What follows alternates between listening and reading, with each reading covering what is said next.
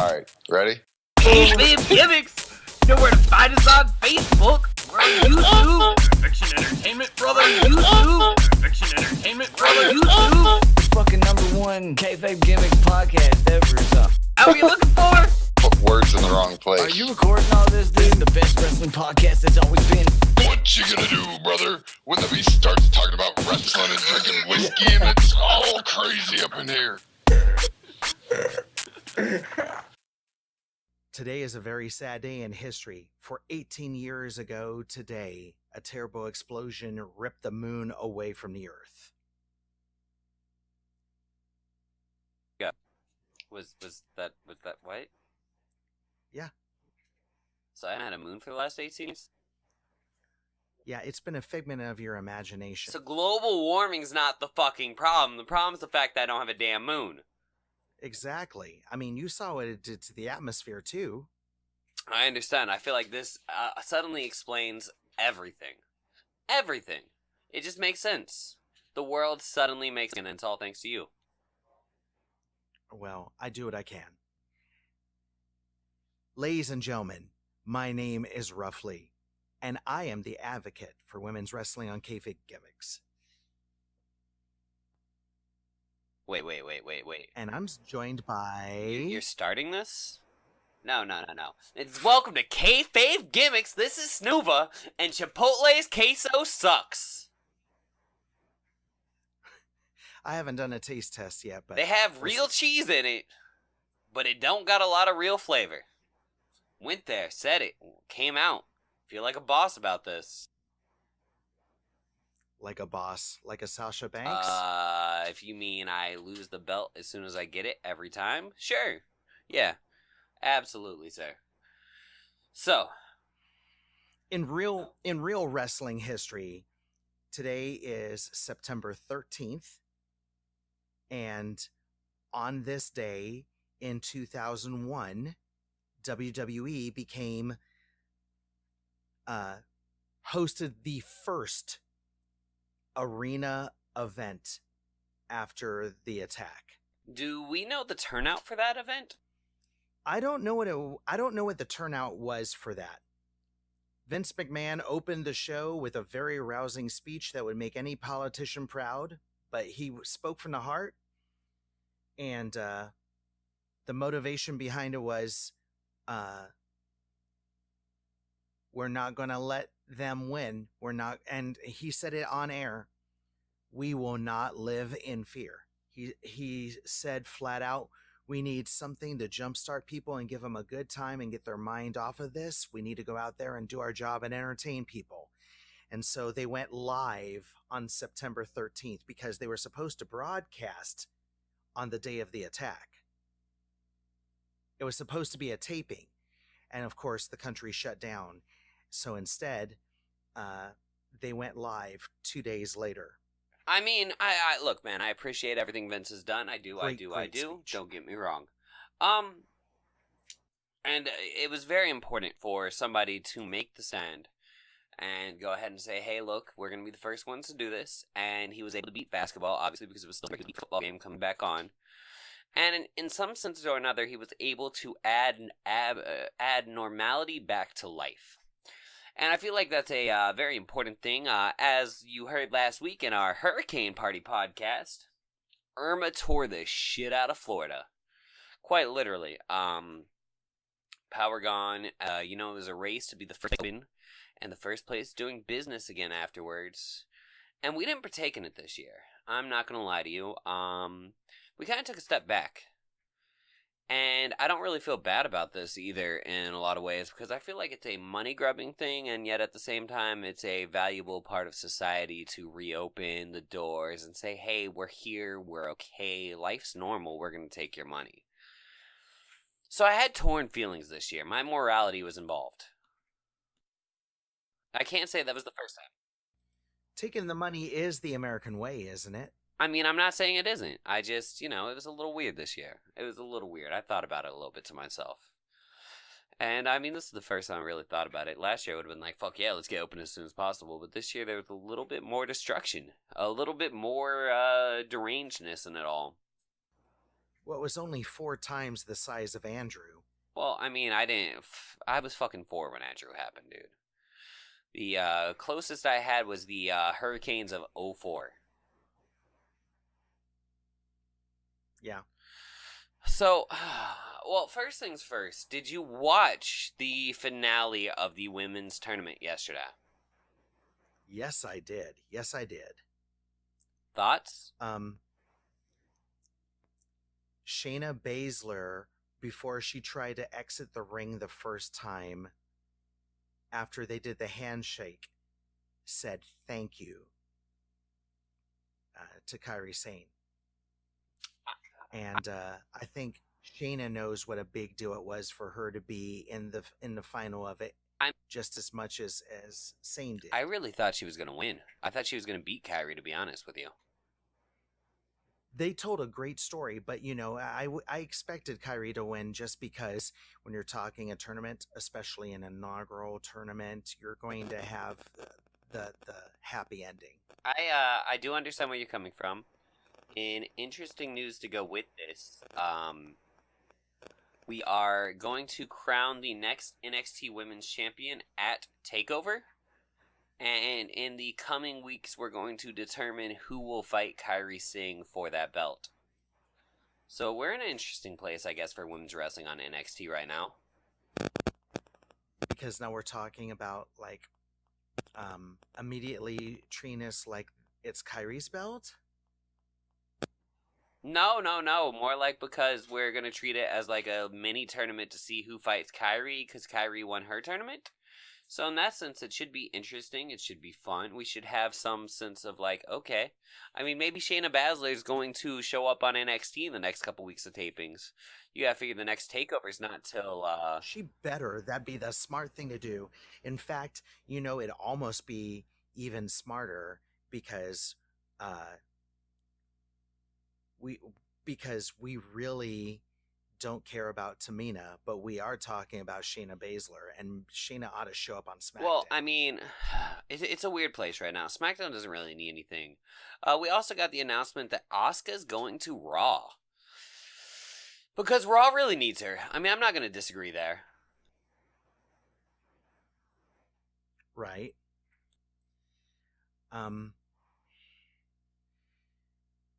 So is she meant to be a roadblock for Nia No, I think Jax? she's going to end up going against Alexa.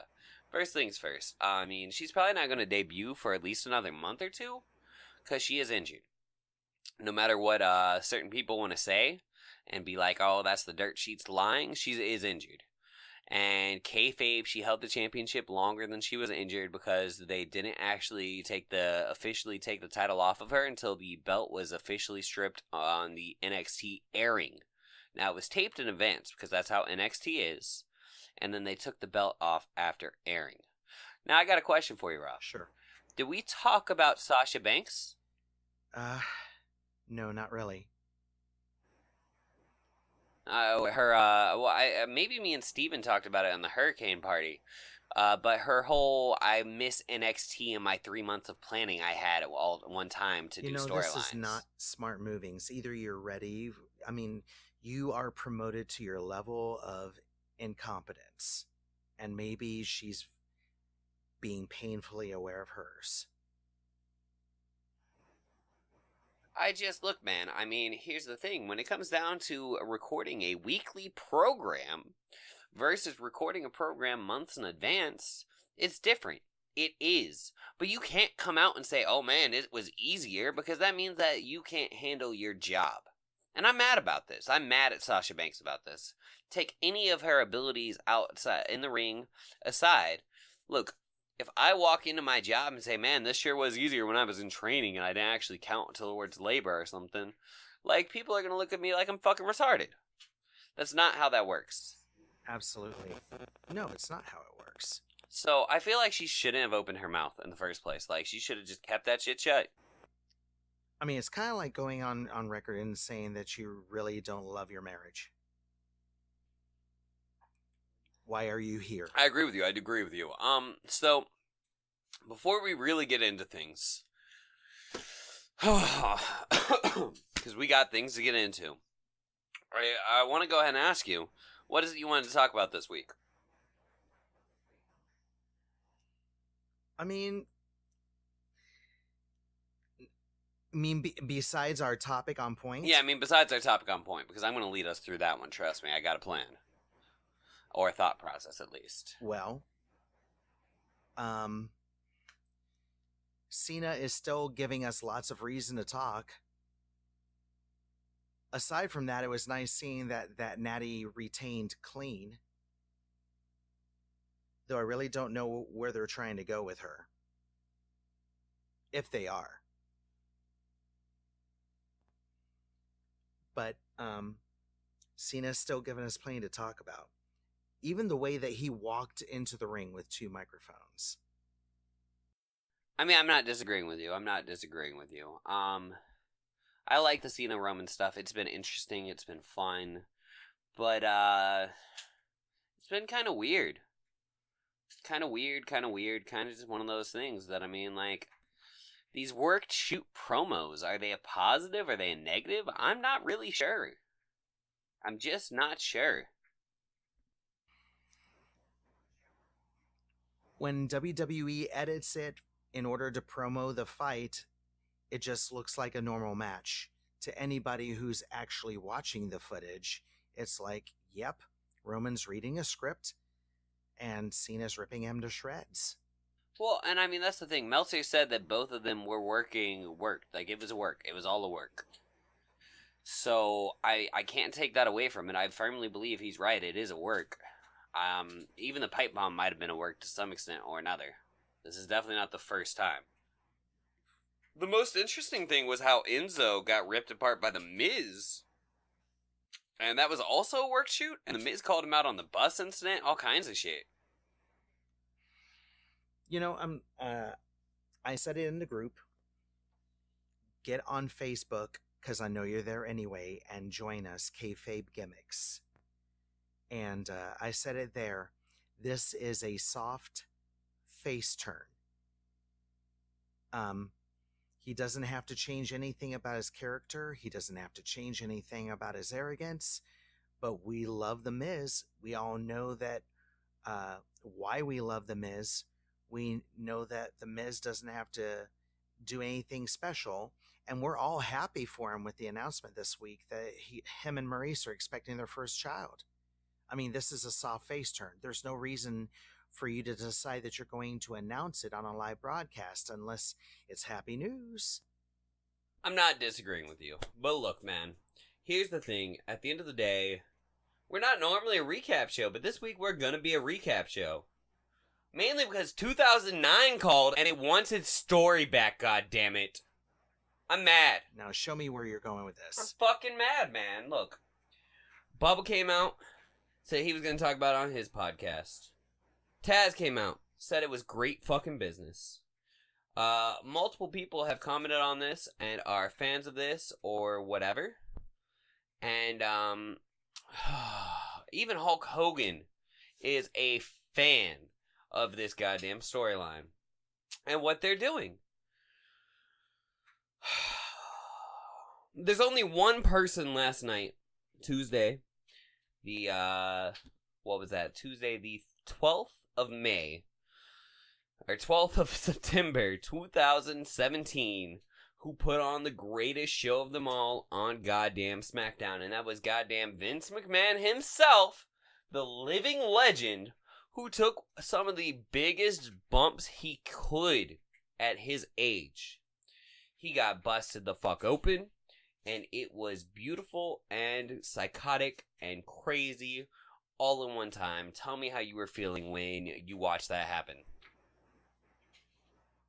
Well, first thing, I knew that Vince wasn't going to try to take a pop-up when he's 72. But after the first blow, he came up with blood, and I'm like, go Vince. That's awesome that you're immediately going to sell the blood from the first strike. That's amazing. I do love that he did try to fight him. He did try to fight him for a second. I mean, It was kind of amazing. A 72-year-old man fought back for a minute. Yeah.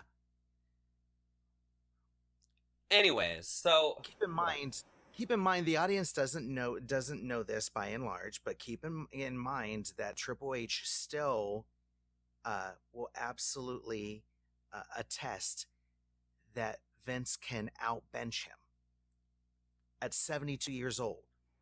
I mean, I agree. I understand. I do have that knowledge. Look, man. What culture agreed to this? Regret agreed to this. A bunch of people have agreed to this being a great idea, big money, super talent. And I'm confused. I'm fucking confused, Ruff. This is the exact same storyline that happened in 2009. This is the exact same thing he did when he attacked the entire McMahon family and started punting them down. He threatened to sue the shit out of them. He threatened to give them no show. He threatened to take their show. He went in and started attacking all of the McMahons.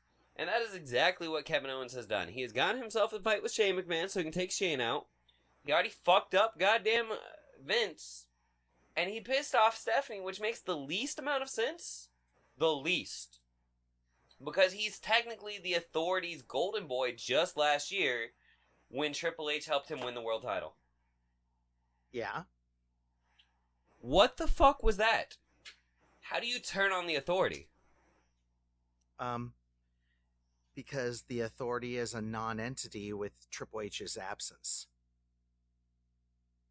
I mean, maybe I could see that.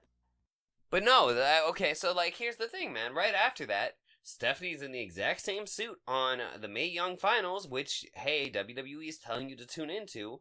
Hey, WWE wants you to watch. Hey, here's goddamn Ronda Rousey in the audience. We're doing this, guys. The Mae Young Finals are happening right afterwards. And H is there. H was at the finals, man, which makes even less sense why he's not involved in the storyline. And frankly, him being involved in the storyline truly makes it 2009, except for shittier reasons. Everything about this story is hitting similar beats to 2009's Randy Orton, except the WWE is in a worse state in 2017 than it was in 2009. That's the reality. I mean, I'm not going to argue with you on that. It's just that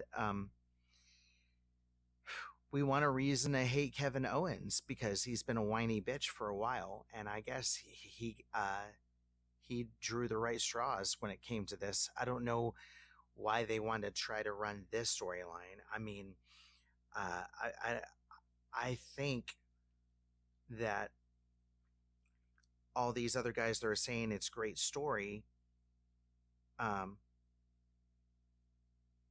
they just want to sell big on the McMahons. It's really strange, but you know, maybe. Look, man. Like I said, I give a lot of points. Maybe Shane and Daniel Bryan being the co-commanders in chief. Yeah. Has just magically flipped a switch that makes everyone think that McMahons are faces, which is the weirdest feeling I've had in a while. Look. Okay? Here's the problem, right?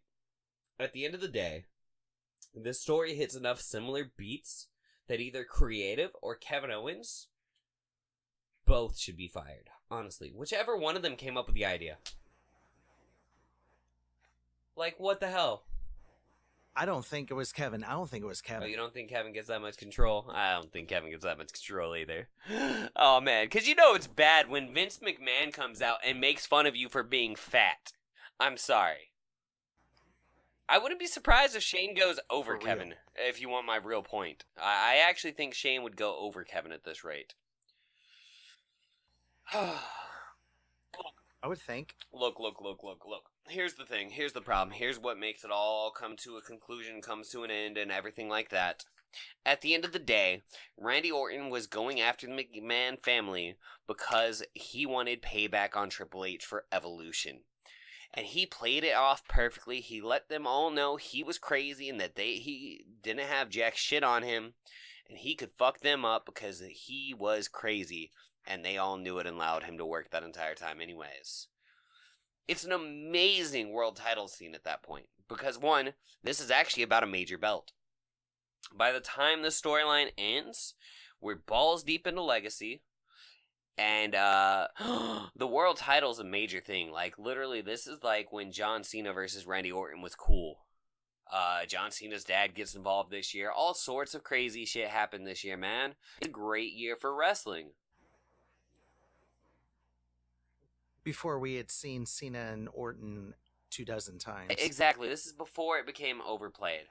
And, I mean, here's the thing that really makes it weird. The other major title going on this year was motherfucking goddamn CM Punk and goddamn Undertaker for the better part of the second half of the year. Oh, yeah. Yeah, That dude, was Jeff 2009. left, CM Punk became world champion, and he started a feud with The Undertaker, which was 1,000,000 times better than his WrestleMania feud with Taker. 1,000,000 times better. It really was. The tag team fucking picture was awesome. You had Jericho and Big Show as Jericho. You had Legacy. I mean, this is that same year that Kofi Kingston does that awesome run on Randy Orton because Randy hates him because he fucked up the match against John Cena. Which I still think is Kofi's best moment. I don't care about ratings. I don't care about how high flying everyone is about Bootios and everything else. I honestly feel like when he took it to Randy Orton, I felt like I was buying every bit of it. Like, you're looking at someone who is pissed off enough to take Randy out and just grab the belt. I understand. The only thing these 2 years have in common, to be honest with you, Ruff, is one thing. And that's the fact that Dolph Ziggler was in the middle of a repackaging in both years. This was the year of Mr. Zigglesworth because he just finally got out of the Spirit Squad and was trying to become a real name. And this year, he's doing other people's entrances lately. Yeah. He's always been the show off. I don't understand this storyline at all with Dolph Ziggler either. I don't understand it in the least. It's the kind of most boring. It's confusing kind of thing. weird. It's kind of whatever. Look, I mean, here's the thing, man. At the end of the day, it was just a better time period, minus the final pay-per-view of the year. The final pay-per-view of the year sucks. We talked about it just last week. Steven called it out. Shout out to Prather. You know I love you, man.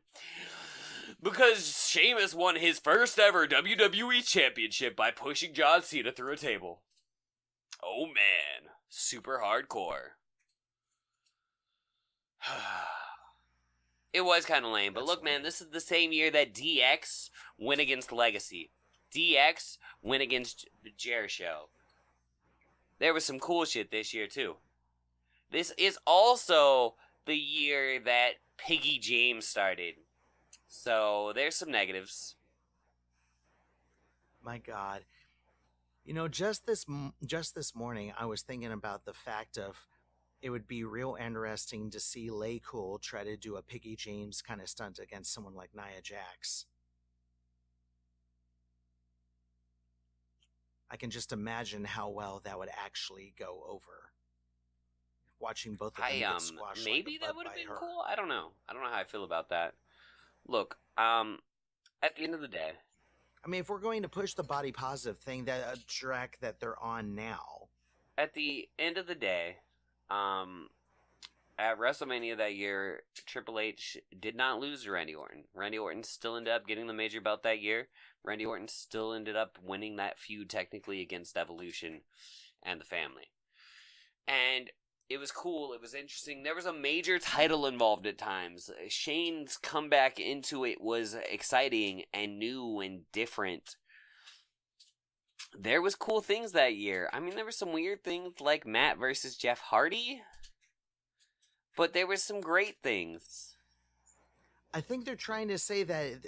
I think the company is trying to say it's not the same story because the McMahons are the baby faces this time. I think they were the baby faces last time. I mean, even then Vince was old as shit. And he got punted in the head. And even then, Shane was still a 40-year-old man who occasionally wrestles. I don't know, Yeah. man. So, I mean... Well, Shane's never been full-time anyway, so that's not a fair statement. He's never been full-time. It was what it was. I mean, look, man. At the end of the day, I mean, here's the thing. Where's the money in this? Where's the big draw in this? You want to tell me that this is best for business? I'm intrigued. I'm interested. Well, how much crack are you smoking? At the end of the fucking day, we're talking about everybody's forgetting last year's storylines. Already. That's what we're doing. That's what we're talking about. Everybody just saying, fuck last year's storylines. And I don't see the point. I don't see how it makes any sense. I've never liked that they just want us to forget everything that happens on a regular basis. How many face and heel turns did the Bellas have over the past decade? I mean, look, man. Kevin Owens won the Universal Championship August 2016. He held it all the way to Roadblock into the line in February of 2017. All the way. 6 months later. So, what the fuck? It's not even a year later, and I mean, I guess it's a year later, since technically he joined the Authority. But, like, come on.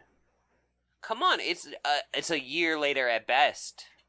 It's a little early to be like, oh, fuck it, we don't give a shit.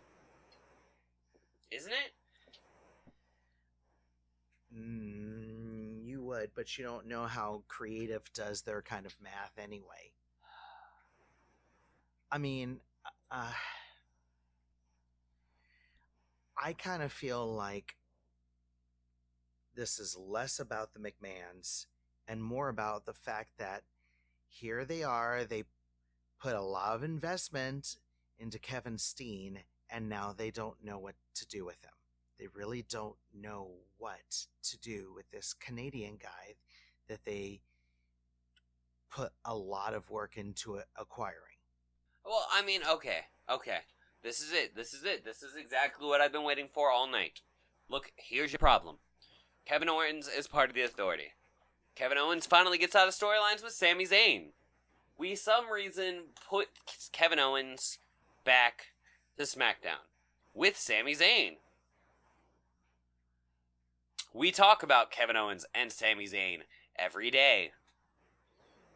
Kevin and Sami hang out every day. We literally get to see them on the podcast together doing their bullshit. So what the fuck? Okay? I'm just saying. What is going on here?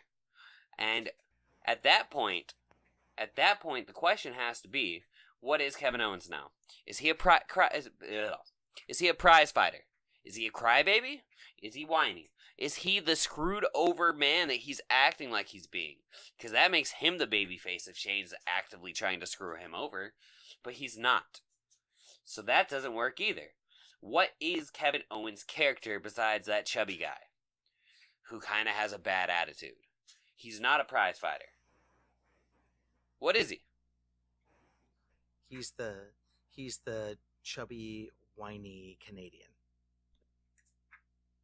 I mean, seriously, where is this going?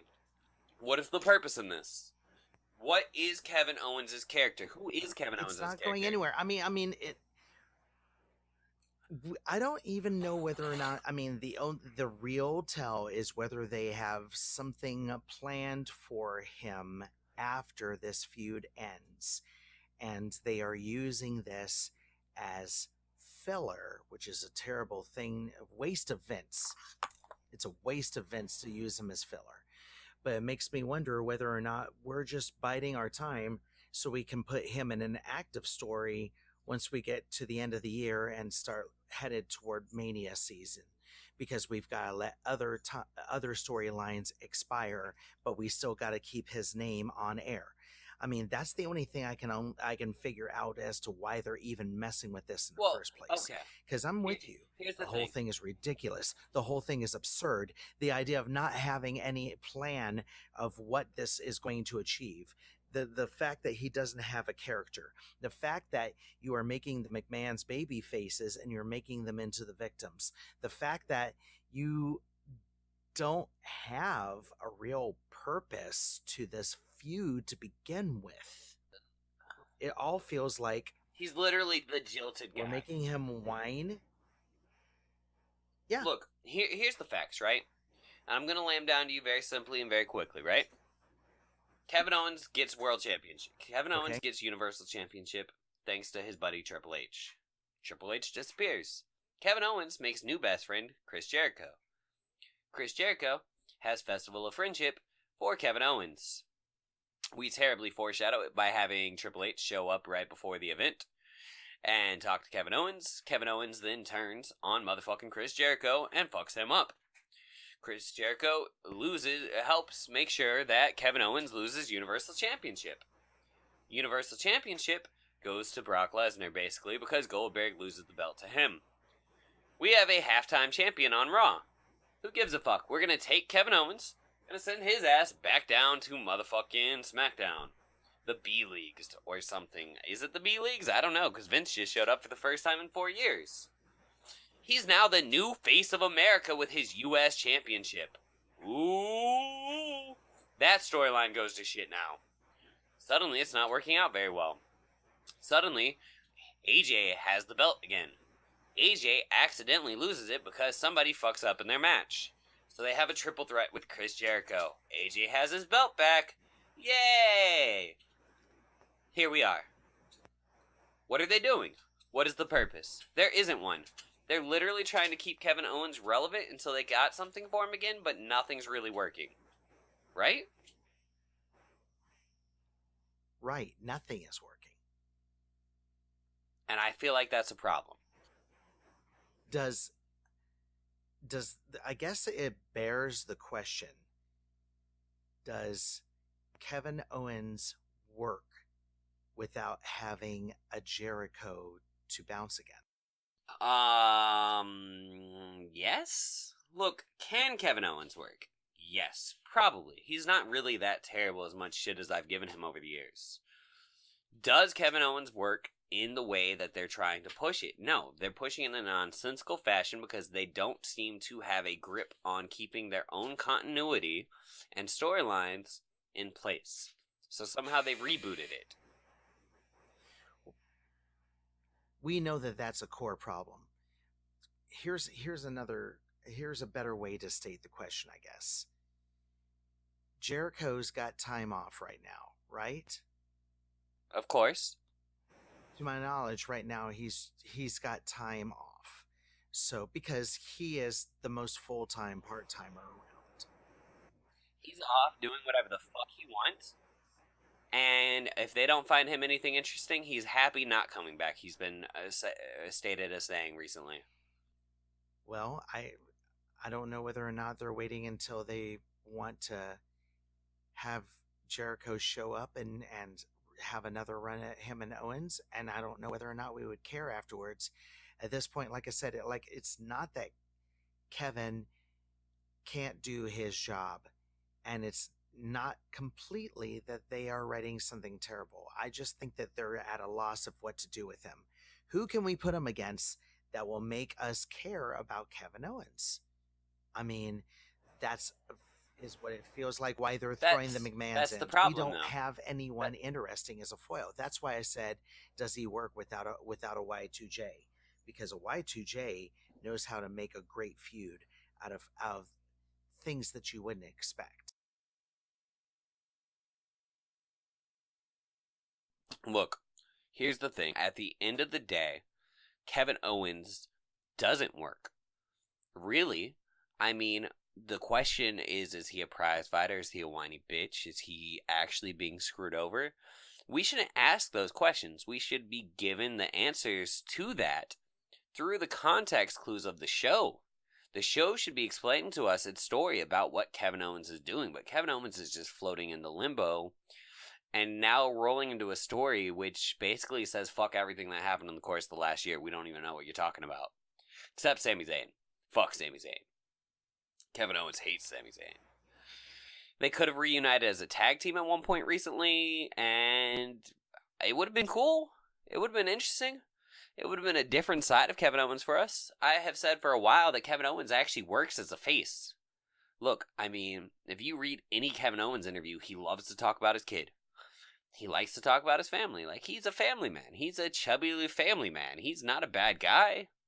He's a good guy. He's a nice guy. He's not really a mean guy. I mean, that's the reality of Kevin Owens. The heel prize fighter doesn't sell because we all know that he loves his kid. No, the heel prize fighter doesn't sell because Kevin fucking Owens doesn't look like a prize fighter. Never did. Well, that's for sure. That's where that problem works out. When you're waiting for the girdle shot during the match, then no. Oh, yeah. And, I mean, we have a problem. We have a problem here. That's what I'm telling you. I'm telling you the opposite of this being good for business. Look, this might play out very well for WWE's hand. This might play out very well as a business decision. I'm not saying it won't. I'm not telling you that Shane McMahon versus Kevin Owens will not be a great match. I bet you it will be. I bet you it's going to be a great fucking match, man. They're awesome at this shit. They're good at this. This is what they do. What I'm telling you is that continuity-wise, this is nonsense. It's a mess. And it doesn't work. Right? I mean, it just isn't working. That's how I feel. I mean, Vince took a major bump to get Kevin Owens over. I get that. Like I said, I commend Vince like a motherfucker for this. I commend Shane for the matches he's put on in the course of the last year. I commend them both for the things they do for their company. But from a creative aspect, I got questions, man. I got lots of questions, and I got no answers, and I don't really understand how it works. Am I supposed to forget about the Authority? Am I supposed to forget that Kevin Owens is a heel who works for the Authority? Am I supposed to forget that Vince is a member of the Authority? Because Vince came out and sided with the Authority a while back. I haven't forgot that. I have been constantly watching for how many years now? Okay, for a 1-year window, it's really bad. In a 1-year window, that's bad. I'm going to shoot this another way. I mean, of course, the answer is this is not what they're doing. But looking at it from another angle, when you talk about creative, you ask whether or not you're supposed to forget about things that have happened. I kind of feel that as they have moved into the current era, which I don't even know what to call it. I think I'm just calling it the television era. We had the Attitude Era, we had the PG era, and now it's just the television era. If you look at WWE like an entertainment entity, like it is, and the fact that they are family programming now, which they definitely are, then maybe the company has taken a turn toward thinking like Disney, and a generation is only once every 7 years. In which case, 2009 hasn't happened. All well and good. All well and good. I'll take it. I'll roll with it. Whatever. 09 can go fuck itself. It had definitely had its sour moments to its positives. But you know what? You can still take that shit and shove it straight up your fucking ass, because about a year and a half ago is when Vince was a member of the Authority. That's clearly why Shane McMahon came back in the first place. Shane versus Taker happened because, oh, you're the Authority, and the Authority's running this place into the fucking ground, Dad, and I don't like it. A year and a half ago. But we haven't seen Vince on SmackDown in 4 years, so obviously it's got to be fresh and new, because we have a brand split and the two entities are not the same. The brands have only been split for a year and a half, so that doesn't work. Exactly. I don't agree with you. So, okay, let's say I go back to what caused the brand split, then Vince is still a bad guy. He's still a member of the Authority. Look, if we take your generational thing into point of view, fine. Let's say a generation is less than 7 years. Let's say a generation's 5 years. That's how long the Authority will have been together by the end of this year. The Authority started in 2013. Now, technically, the Authority is over. Of course, because factions only have 4-year lifespans. What? Factions have 4-year lifespans.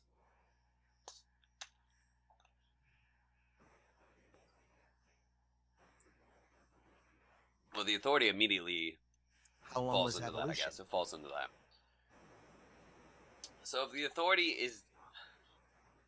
Was the Authority dead? I don't feel like the Authority was dead when Kevin Owens sided with them. Supposedly Authority was dead, but Kevin Owens was technically a member of the Authority. He was the replacement for Seth Rollins. Does that make Triple H the ultimate power? Right? I mean, Triple H is obviously the main power of the Authority. But when does the Authority really end? I don't think it does, to Maybe be honest not. with you. I don't think it ever actually ended. That's one of those weird-ass questions. And even Randy was part of the Authority at one point, so I just... Look, the Authority was a questionable thing in itself, and it was a shitty, shitty group. Well, when At it one was a point. laptop was definitely a low point. But at the end of the day, I mean, I guess the question comes down to what is a WWE storyline? How long does it last? How long are we supposed to question it? And how long are we supposed to keep it in memory? And I feel like that plays heavily in this conversation. I mean, I see a lot of people congratulating this angle, saying it's a good idea, but I just feel like it's too soon in some ways. I feel like it is the exact opposite of continuity. And here's the other thing. Take your generations and shove those up your ass too, Ruff. Because at the end of the day, when we hit the 1500th episode of Raw, there's going to be a big ass celebration, and we're going to talk about it all over everywhere. For sure. So Without question. Raw So 15 that is means gonna that we be do big. care about our episode count. We do. We talk about our episode count. We care. Well, of course, they got the bragging what I'm rights telling you. above everyone else. So No Mercy is next week. Are you excited for No Mercy? I think it's going to be a good pay-per-view. Is it going to be a great one? I really don't know. I did about 30 minutes about 09 and Kevin Owens. I'm proud of myself. I'm proud of this podcast. But I do want to talk about Braun Strowman and goddamn Brock Lesnar. Is WWE going to make the right choice? Is Braun going to finally get the belt? Are we going to take it off Brock, hopefully? What is the answer here? Okay, we take it off of Brock. Then what? Are we starting a Braun We have a streak? reigning champion every week. Are we starting a Braun streak? No, we're still talking about doing Roman versus Brock So we got to get at Mania okay, next year. then that means we take the belt off of Brock in order to free up Brock Lesnar just for Roman Reigns. If that's the case, then that means Cena loses on Sunday. No.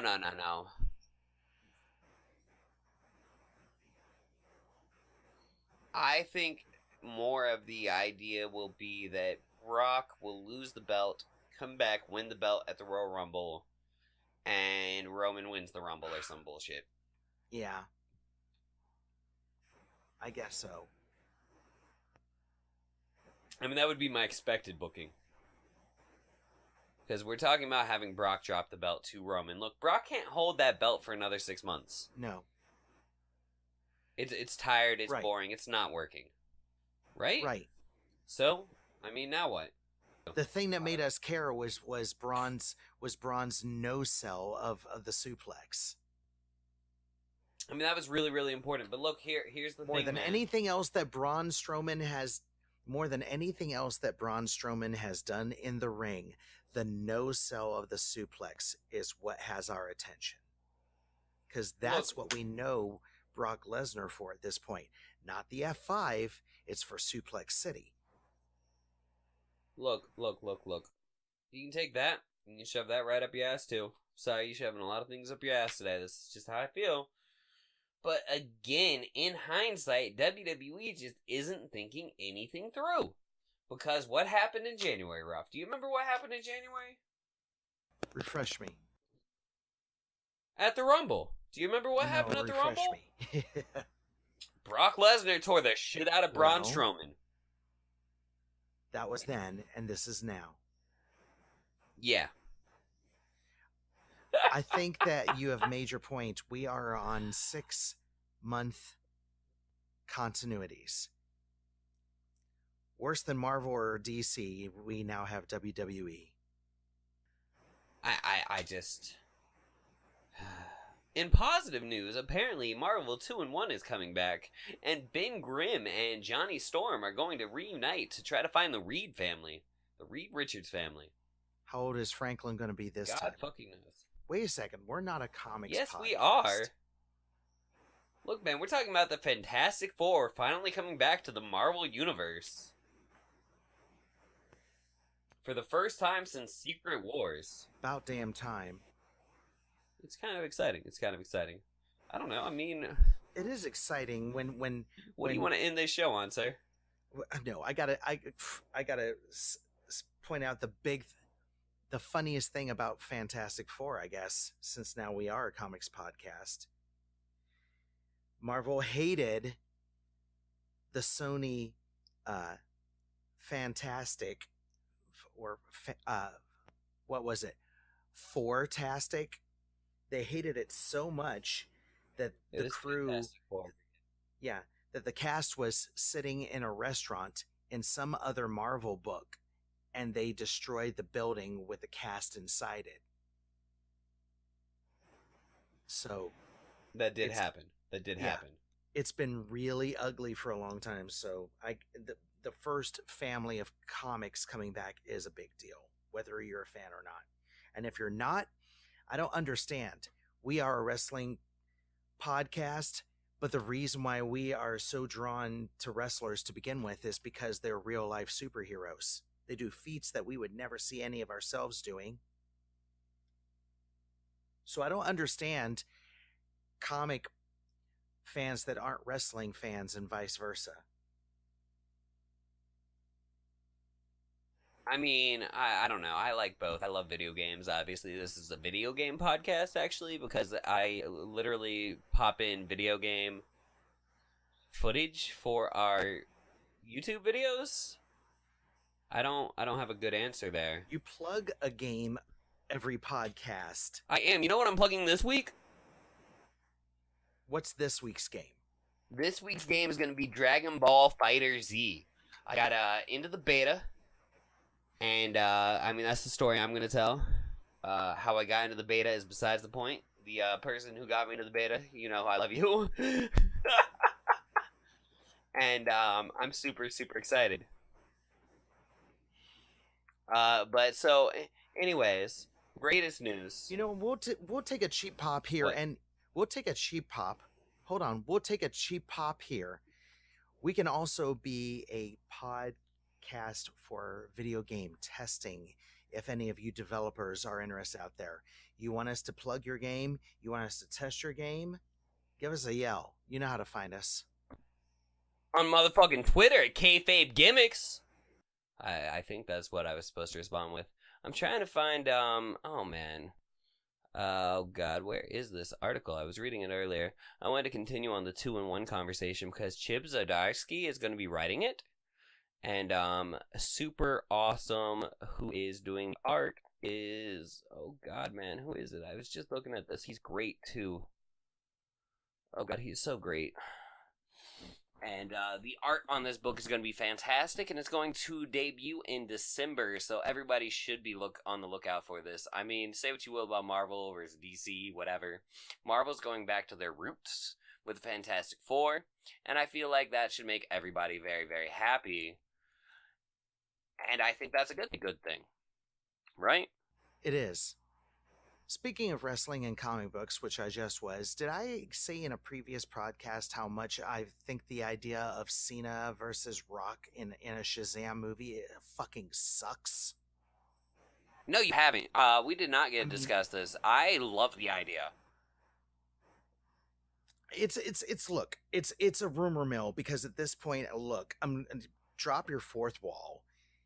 Anytime that they are running rumors about casting for a movie coming up. It's just to make you talk about the movie, okay? They've already chosen their guy. I've seen it again and again and again. They've already chosen their guy. So if you're hearing a rumor, guess what?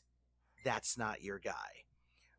That being said, we already know that Dwayne Johnson is going to be in the Shazam movie and he's supposed to be Black Adam. I do not want to see Rock versus Cena again, and this time with them with capes flying around and throwing lightning bolts. I have zero interest in that. That's not my jam at all. Maybe it's yours, sNooVa, but I'm not interested in that. All you're doing is you're putting Rock versus Cena in space. I called this like 5 years ago that the rubber match was going to happen, so if it takes that movie for it to happen, I'm still going to say I was right. Just throwing that out there, man. Of course you will.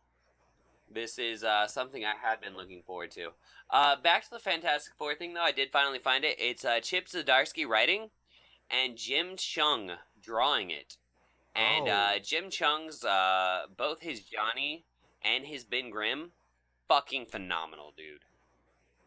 Fucking phenomenal. He draws some of the greatest fucking human dirt and thing possible, man. That's great. That's real exciting.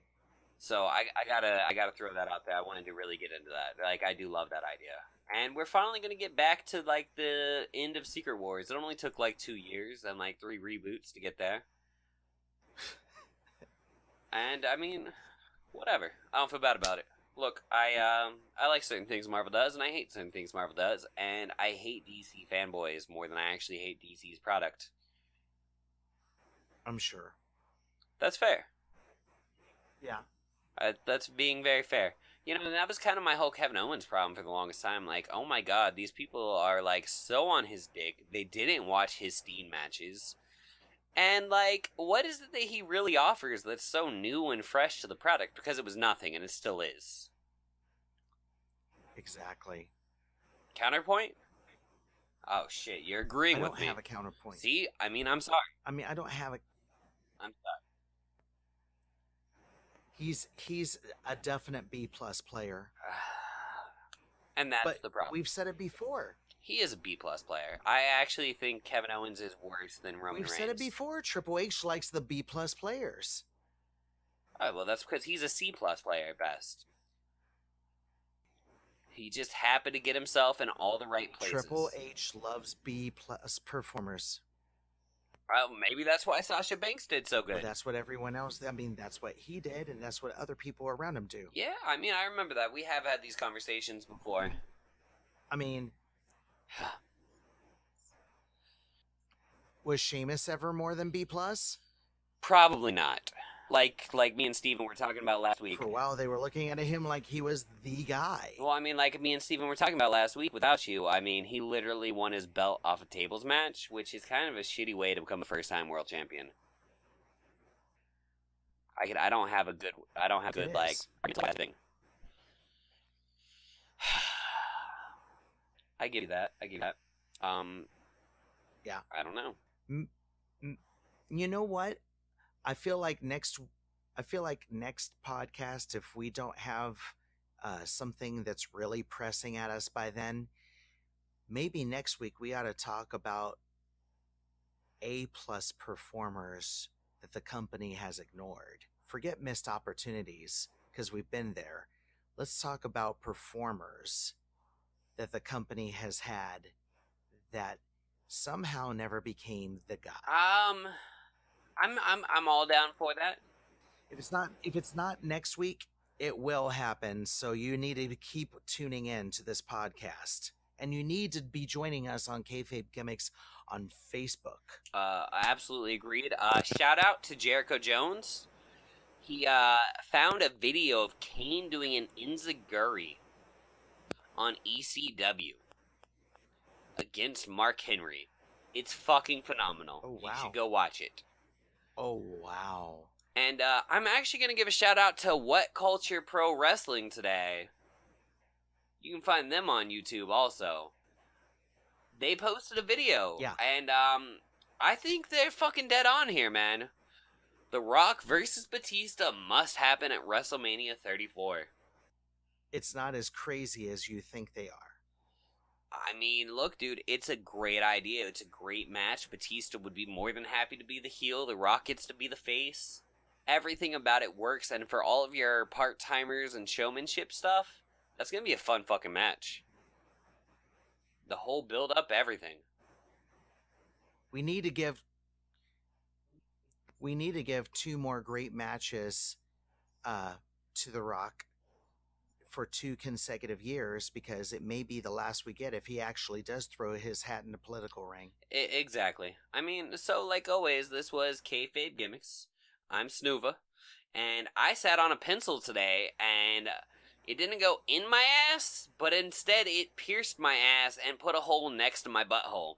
Maybe that's why you were trying to shove everything that was pissing you up up Maybe. my ass. There is some surprisingly personal information for the end of a podcast, bitches.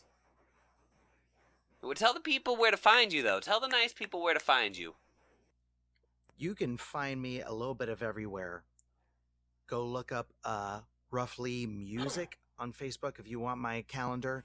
You can also look up roughlymusic.com, and that connects you to other places.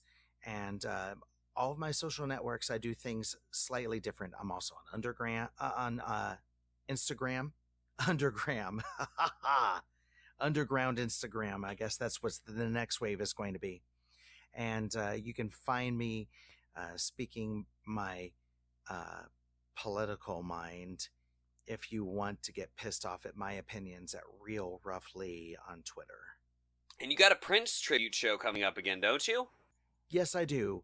October 13th is the 25th anniversary of the Love Symbol album dropping, the phenomenal Love Symbol album, and I'm celebrating that with an evening of music by the greatest singular musician of our lifetime. It's going to be in Cartersville, Georgia, and it's going to be one hell of a night. You do not want to miss out if you can get yourself there. I definitely encourage you. And this was Kayfabe Gimmicks. Like always, find me on Twitter at Kayfabe Gimmicks. Find me in the Facebook group at Kayfabe Gimmicks. Find me on the Facebook page at Kayfabe Gimmicks. And just find me everywhere at Kayfabe Gimmicks. Not because I am Kayfabe Gimmicks, but because that's how much I love this brand. It's going nowhere. Or everywhere, depending upon how you look at it.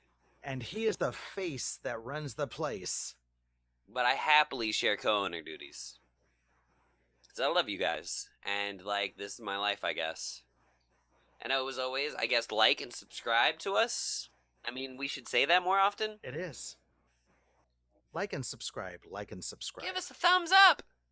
Please.